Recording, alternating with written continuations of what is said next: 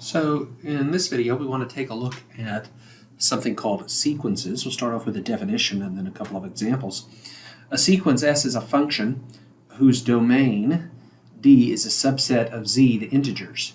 We will use S sub n to denote the sequence, and the term n is the index of the sequence. If the domain D is a finite set, then S is a finite sequence. Otherwise, S is an infinite sequence. So let's take a look at a couple of examples. So let's consider the sequence S sub n equaling n squared with domain being the natural numbers. So if we recall, the naturals are the set 1, 2, 3, etc. It goes on forever. Okay. Then S1 is simply 1 squared, 1. S2 would be 2 squared, 4. S3, 3 squared, 9, etc. And so the terms of this sequence would simply be 1, 4, 9, you can see the pattern, 16, 25, 36, etc. And so this would be an example of an infinite sequence. Consider the sequence S sub n equals 1 over 2 to the n. For n between negative 2 and 2, where n is an integer. So S then sub negative 2 is simply 1 over 2 to the negative 2 power. So that simply then would be a 4. S subscript negative 1 would be 1 over 2 to the negative 1 power. That is 2. S sub 0 would be 1 over 2 to the 0, which is 1. S sub 1 would be 1 over 2 to the first, so just a half. And lastly, S sub 2 is 1 over 2 to the second, or 1 over 4. And so the terms of this sequence go 4, 2, 1, 1 half, and 1 fourth. And so since the domain is simply integers from negative 2 to 2, I stop right there, we would give this the name of a finite sequence. We've got a couple other infinite sequences right here. You should be able to hopefully take a look at this first one, 2, 3, 5, 7, 11, 13. These are primes. This next set, 1, 1 half, 1 fourth, 1 eighth, this would be S sub n would equal 1 over 2 to the n for n element of 0, 1, 2, 3, etc. 1 over 2 to the 0, 2 to the 0 would be 1, so 1 over 1 is 1, 2 to the first is 2, 2 to the second is 4, and so that's where I'm getting these denominators, 1, 2, 4, 8, etc. Okay. And we'll skip that last one. Okay. Let's take a look at this next example right here. I want to compute the sum of a series.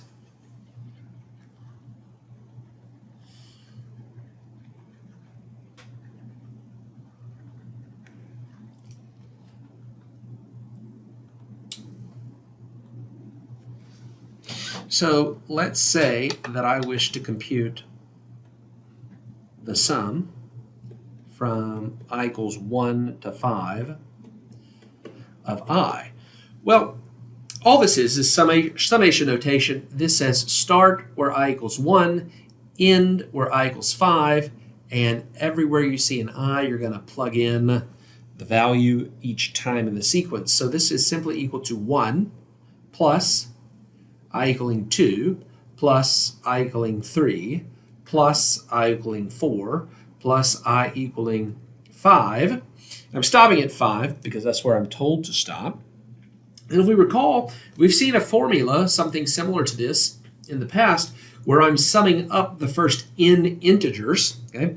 If I recall, okay, 1 plus 2 all the way out to n is simply n times n plus 1 over 2. So for me, this would be 5 times 5 plus 1 is 6 over 2, which would sum up to be 15. Let's take a look at B. B says, let's compute the product from I equals 1 to 5 of I. Okay? So instead of summation notation, this is product notation. And so instead of adding each term, I'm simply going to multiply. So this would be 1 times 2 times 3 times 4 times 5, that's where I'm told to stop, which is simply equal to 5 factorial. Let's recall that n factorial means start at n and multiply every successive whole number all the way down to 1. So if I'm doing 1 times 2 times 3 times 4 times 5, that's simply 5 factorial, or 120. Okay. C, let's say I compute the sum from I equals 5 to 10 of I. Okay. And there's a couple ways I could do this one. I'm just going to do it relatively straightforward. This is simply 5 plus 6 plus 7 plus 8 plus 9 plus 10. If I were to sum all of those up, it looks like you get 5 and 10, that's 15, 6 and 9 is 15, 7 and 8 is 15, so I have 3 sets of 15, or 45. Now, I want to do part D, and I want you to notice how we can kind of use this summation rule that we proved, the sum of the first n integers, to do something like this. Let's say I compute the sum from 65 to 100. So this would equal 65 plus 66 all the way out to 100. Okay?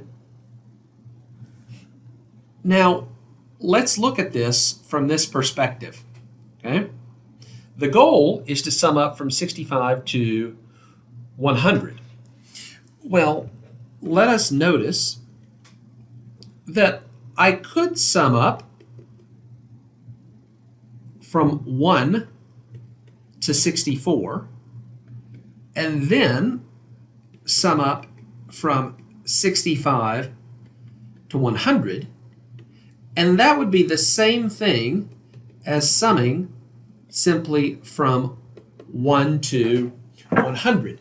In essence, this first summand right here gets me 1 plus 2 all the way out to 64, plus this next summand is 65 plus 66 all the way out to 100. And this last summand is simply 1 through 100. Now, the goal is this piece right here, the sum from 65 to 100. Well, let's see if we can't do these all in turn.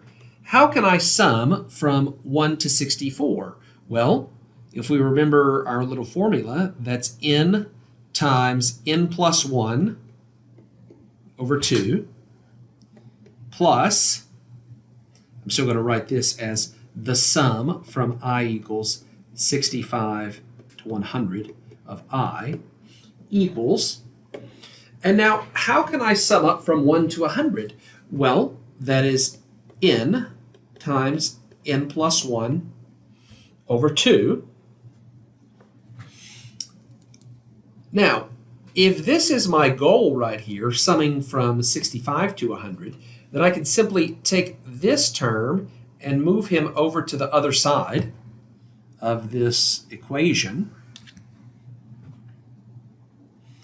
and simply have the sum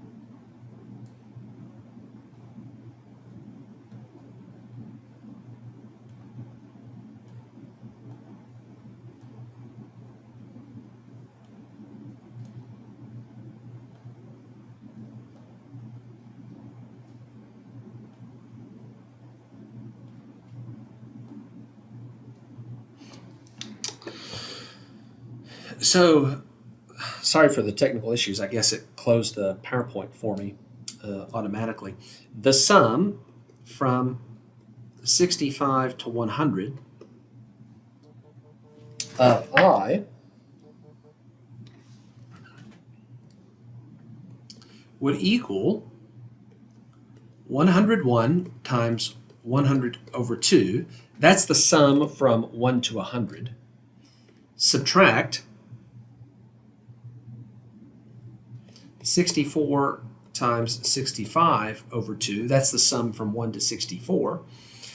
This would simply equal, common denominator is 2, 101 times 100 minus 64 times 65, which is 2970. So 2970 is the sum when I get 65 plus 66 plus 67 all the way out to 100. Okay, let's do a couple more examples. Okay. Let's consider this sequence right here, the sum from 1 to n of 1/2 to the I.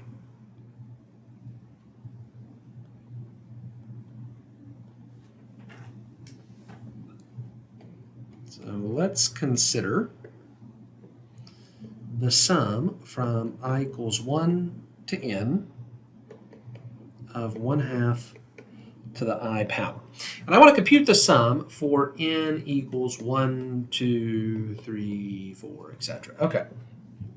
So for n equals 1, the sum from 1 to 1 is simply 1/2 to the 1, which is 1/2.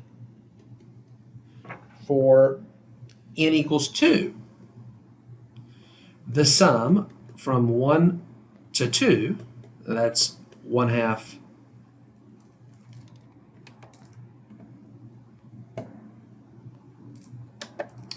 to the first plus 1/2 to the second, that's 3 over 4. For n equals 3, that would be the sum from 1 to 3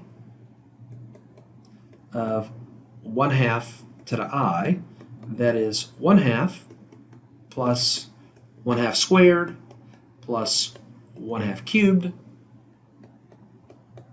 which is 7 over 8. So hopefully we can kind of see a pattern right here.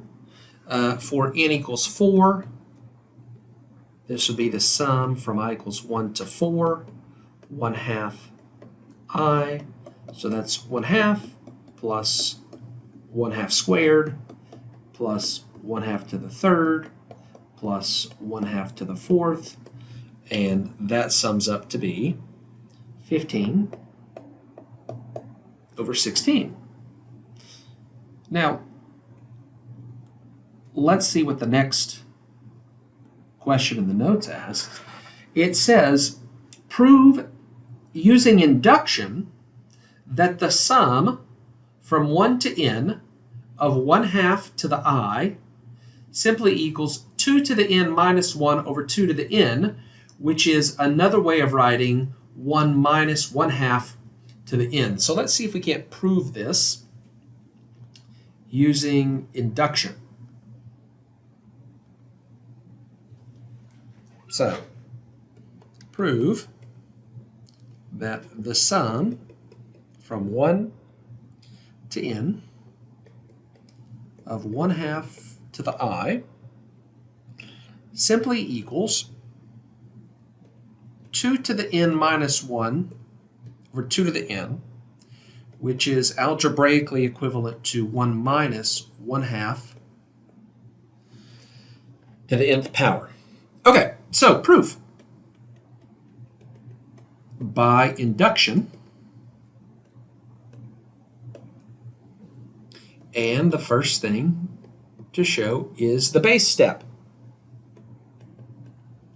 For n equals 1, the sum from I equals 1 to 1 of 1/2 to the 1, does this equal 2 to the 1 minus 1 over 2 to the 1? Well, let's check. 2 to the 1 is 2, minus 1 is 1 over 2. So, yes, this is true. So, let's use, or at least state, the inductive hypothesis. And we are going to assume that this is true for all n equals k. That is, the sum from I equals 1 to k of 1/2 to the I equals 2 to the k minus 1 over 2 to the k, which equals 1 minus 1/2 raised to the k power.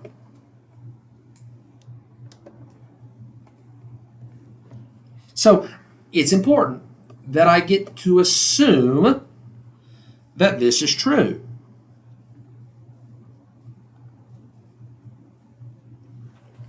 And so we move on to the third step, the induction step. We now show that this is true for all n equaling k plus 1. That is, the sum from I equals 1 to k plus 1 of 1/2 to the I would equal 2 to the k plus 1 minus 1 over 2 to the k plus 1. Okay, well, let's see what happens as I work through this. Okay, if I uncommon the denominator, in essence, I throw this denominator underneath each of those terms, I can then write this as 2 to the k plus 1 over 2 to the k plus 1, subtract 1 over 2 to the k plus 1. This would equal, well, 2 to the k plus 1 over 2 to the k plus 1, that simplifies to 1. minus 1 over 2 to the k plus 1, which equals 1 minus 1 over 2 exponent k plus 1, which is what I wanted to show. So, by induction,